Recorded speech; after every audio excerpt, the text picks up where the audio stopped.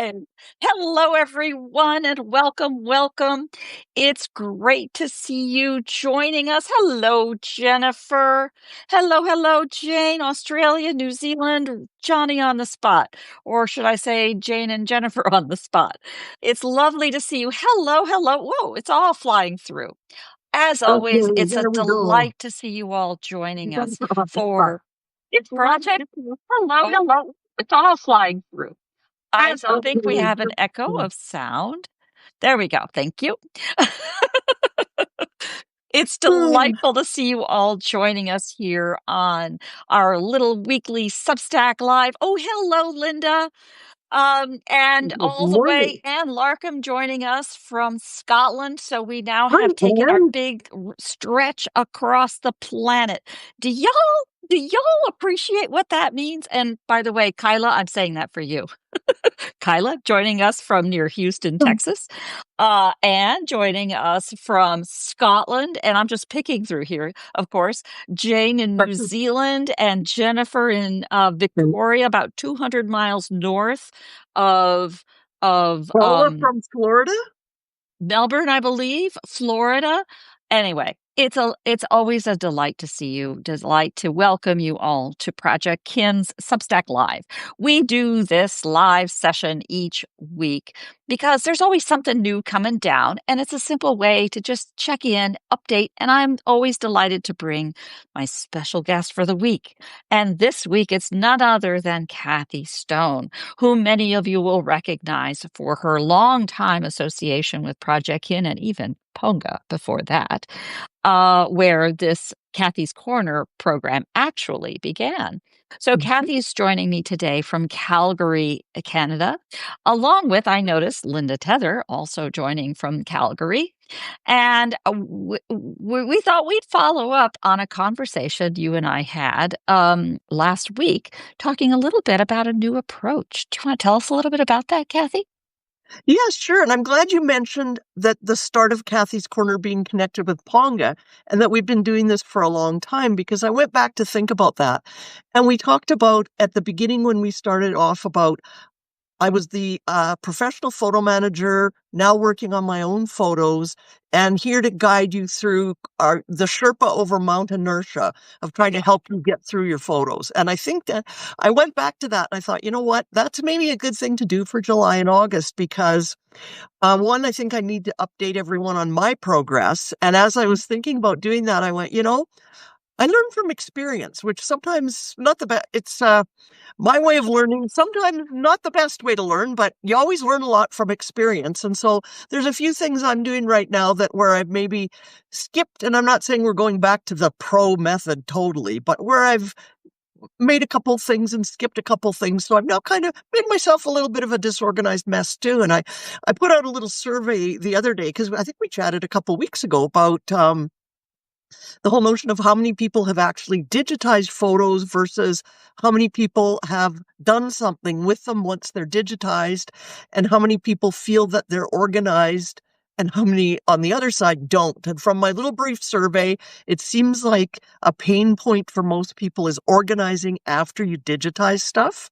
So I thought that's what we'll do in July and August. We're going to take a more active approach.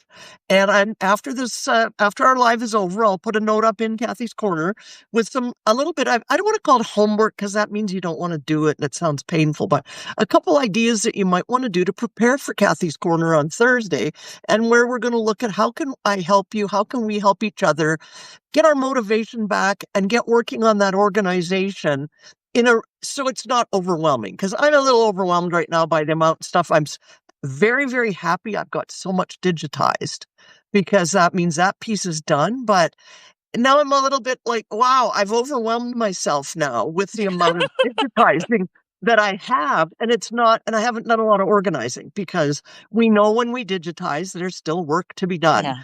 And so I wanted to talk about that on Thursday, and hopefully I'm going to give you some questions to think about that might help you get ready to participate, and hoping to have a more interactive session and maybe spend some part of that hour with where you get a little bit of work done too.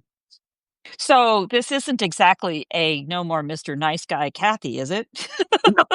Is it like when the coach suddenly says, "No, let's put an extra 20 pounds on?" Not like that, right? Yeah, no, no, no. Nothing extra in the backpack, no laps, no push-ups, none of that stuff. See, it's okay, everybody, we can come. Oh, wait, wait, wait. Did you see that? Paula has just pointed out she has an inherited postcard collection. Oh, Oh, that's that exciting. sounds like fun. Hey, Paula, Mhm. can you comment in there? Are these written postcards or are they just plain postcards? Because I'm just digging back here because, we keep these things handy.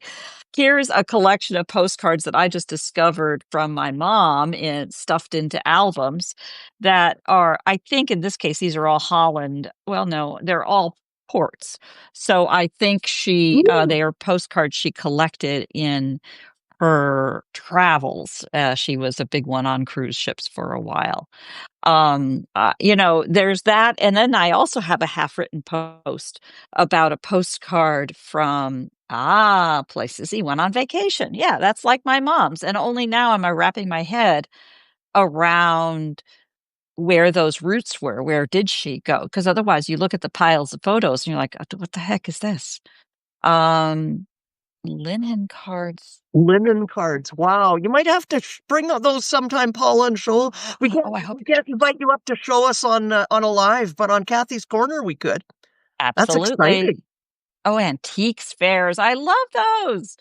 Yay! Oh, Kyla. Oh, There's Kyla, that's Kyla great. writes to say, I have a postcard collection that I mailed to myself as a preteen on vacation. We were even just talking about that and planning for a wedding and,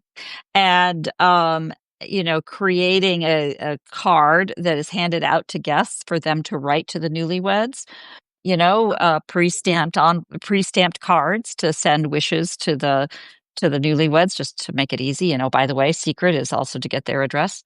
But you know, do postcards count as photos? She said as a leading question, Kathy. Absolutely, and they're part of if not photos, they are photos. They may not be ones you took, but they are a photo. Definitely ephemera, without a doubt. So definitely part of the collection. And like you, Barbara, I was going through making that one last pass through a couple boxes to make sure I had no negatives left because I'm right now until more negatives emerge from somewhere hiding in the house, which is not beyond the realm of possibility. All my negatives are digitized now. So that's that's my win anyway. But postcards definitely, and I think there's a lot of stories on postcards, even if they're not written, and it's a ton of and information from them. But also, if you've got like the ones Kyla mentioned, you triggered a memory for me there that I'll have to write a story about. I have sorry, I have a collection of postcards that a friend of I don't know where that happened, but where a friend of mine we used to send postcards back to each other when we were in our teens and our 20s. And the opening line on every one was, "The weather is here. Wish you were beautiful." And I found all those the other day, and it was just, and then there'd be something about, "Here's what I'm doing and where I am." But that was always the opening line. And I thought, I think I might have to get those scanned. Yeah. And we can have that whole conversation again about scanning the two different sides and associating Yep, the both different front and sides. back. Yep. I'm reminded, Kathy, during our Ponga days, you'll remember that postcard. So Ponga was a startup, not going to go there, but in that, I was always eager to talk about photos, and I didn't really want to be talking about my own photos. So I was eager to grab photos from thrift stores. My niece found a Hmm. postcard in Portland, Oregon that was a photo postcard, one of these early 20th Hmm. century photo postcards. And on the back was written in pencil, a absolutely lovely, "How are you? I am fine." But it was a heart stopper. Do you still I then, because it had to do with, I think, Regina or somewhere near there, Yep. I sent it to you. Can you tell us a little bit about that? Yes, just hang on. It's over on my desk. She turns, she stands up, she leans back because she's that good. She knows exactly where it is. Many things are not that close to my desk, but so it is somewhere in Alberta, which is where I live. And so this is the picture on one of them, which is obviously one of these photo postcards. And then there's this one Right. of the house, which has nothing written on the back. And the writing is very good, but it starts off, "Dear cousin, I should have answered sooner. We live at Neapolis, Alberta, Canada."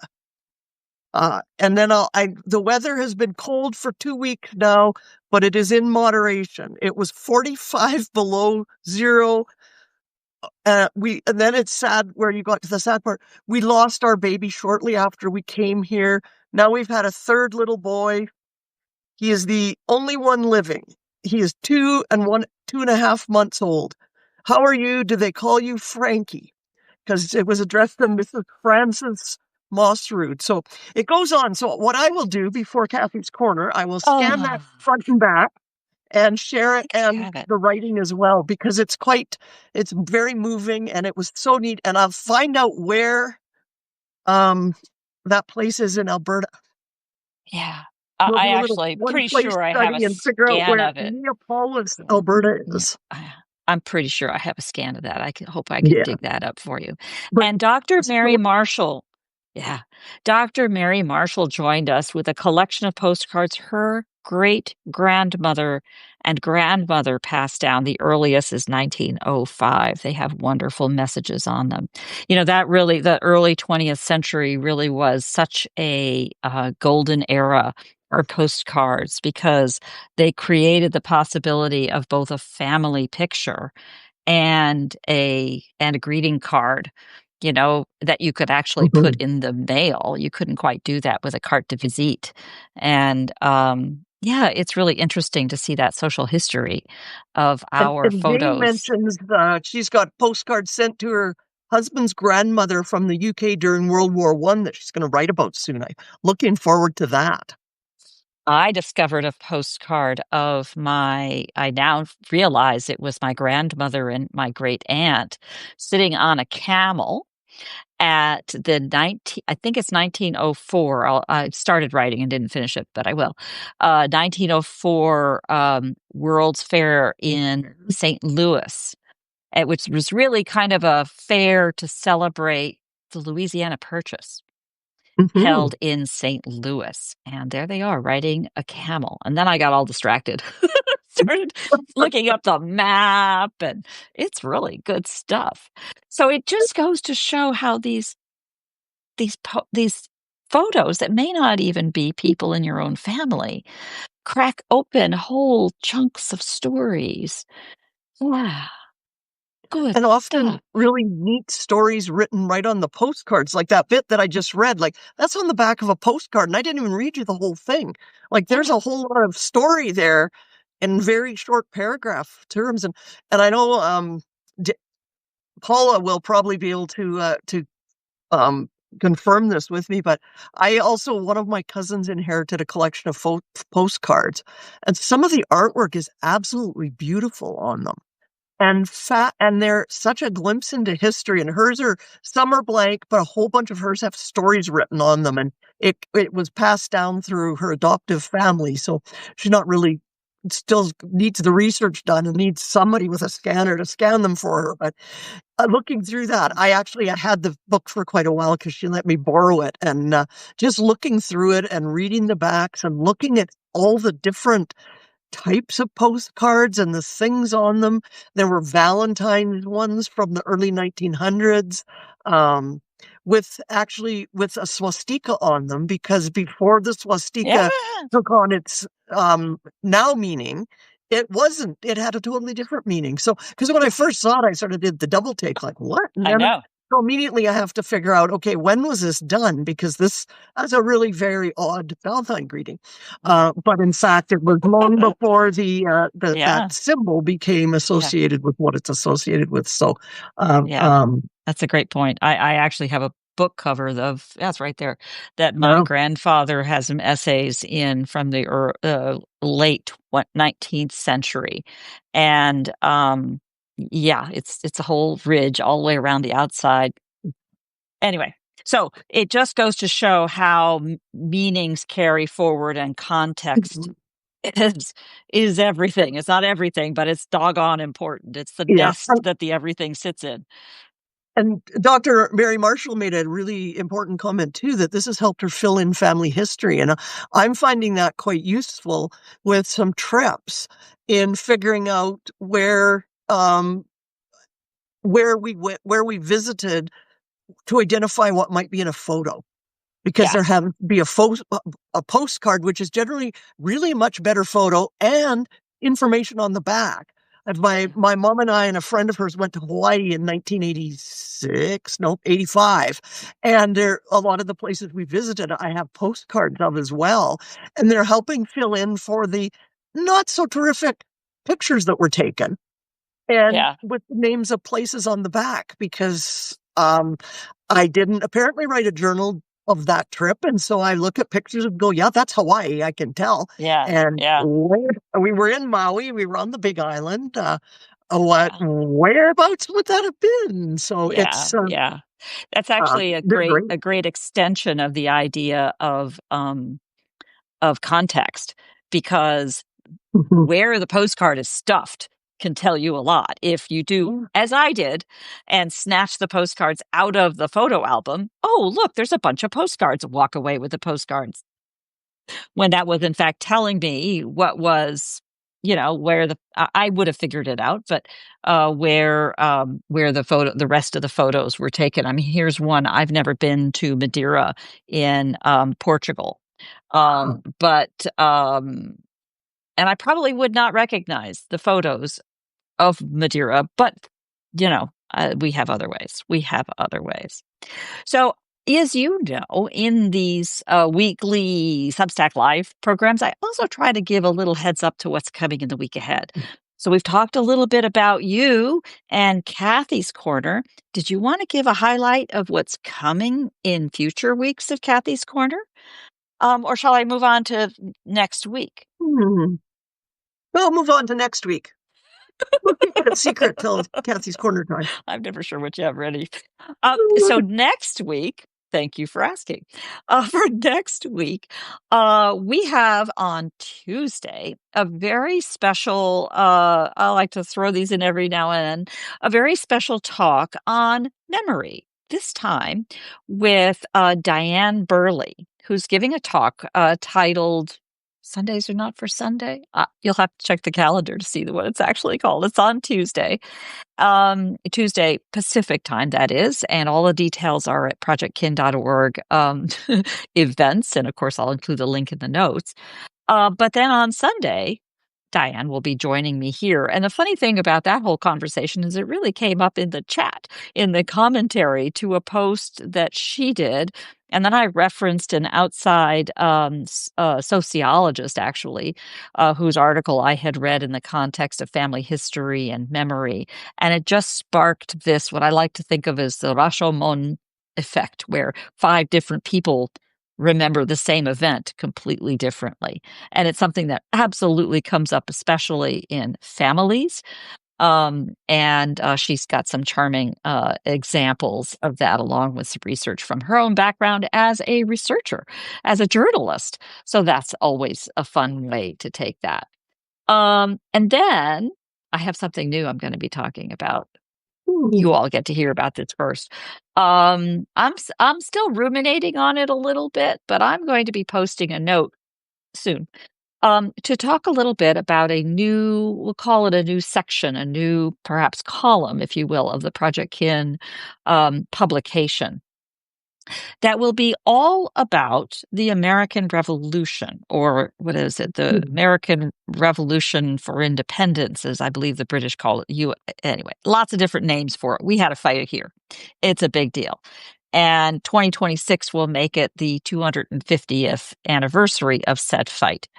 Um, I was smitten by the Bicentennial Memory Project, I believe it's called, with Lori Olson White and Denise Allen. And I thought that was such a cool idea. I wanted to go forward to go backwards. So this will be about family memories about people who were involved in that war. And here's the secret. I don't care which side. Because I think that's going to be really interesting. And whoever it is that's giving out, we'll just do this very slowly. We'll do it monthly. One article, a post, your post with your byline in Projectkin, and then I'll invite my author to join me on Substack Live so that we can have those conversations. Because honestly, I've made it a special effort to really get to know my own ancestors, who a bunch of them on this side, one side of the family anyway, were all over the place at the time. But I'd love to hear the stories from the other side. And I think that's going to be very interesting. And of course, Mhm. up in Canada, you have many what we call, well, we called them redcoats, but yeah, loyalists up there.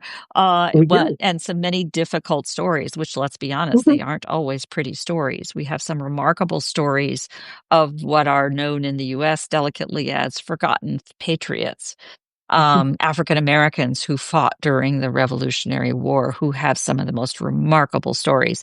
The one I talk about a lot is James Armistead Lafayette, who was absolutely critical to the Continental Army's success in the battle with Cornwallis at Yorktown, and does not get covered in any in American history books for the most part, and I don't think will be anytime soon.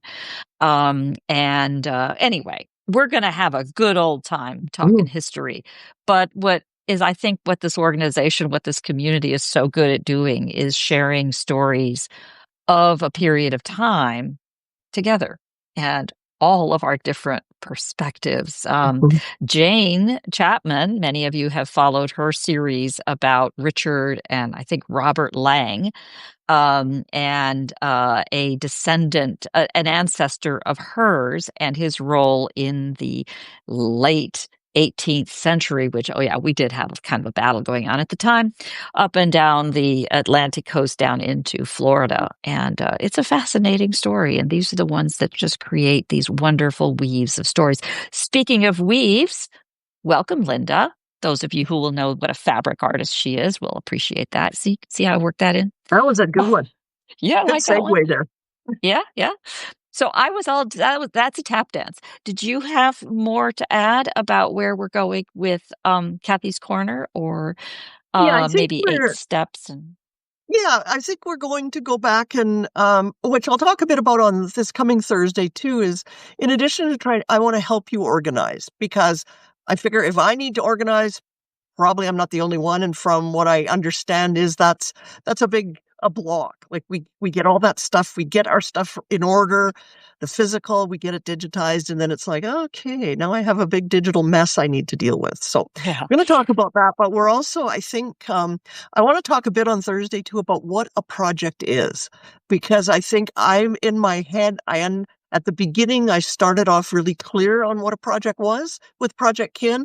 And in my own mind, I'm speaking myself personally now, not anybody else. Projects are great.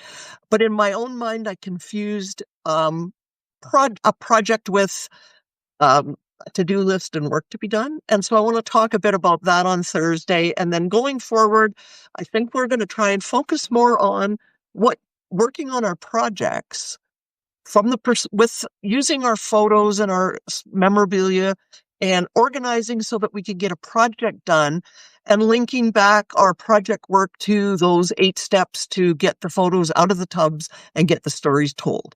So I think yeah, that's what we're looking at for the fall, a little bit of a change up. And then I think I won't say too much now, but as you know, I launched my Kathy's coaching, which is intended to be it's my retirement job, because who retires and doesn't have a job?